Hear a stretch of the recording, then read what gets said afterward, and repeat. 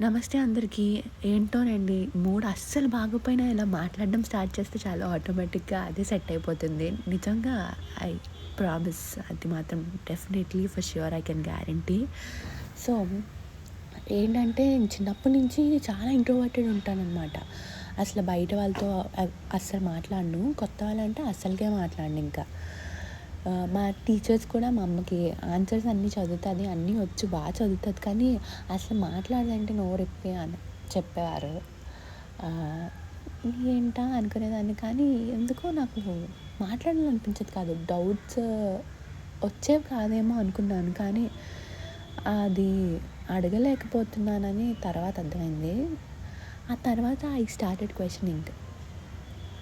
So, question చేయడం start చేసినప్పటి నుంచి చాలా లైట్‌గా అనిపించింది. సో, ఏదైనా సరే అప్పటికప్పుడు అడిగేస్తే చాలు. అది అలా క్లారిఫై అయిపోతది. క్లియర్ అయిపోతది. దాన్ని ఒక బ్యాగేజ్‌లా చేసుకొని దాన్ని అలా క్యారీ ఫార్వర్డ్ చేయకుండా just take a moment and ask it then itself everything will be all right. అంతే మరి ఈరోజుకి. Tata bye bye. మళ్ళీ రేపు కలిసేద్దాం.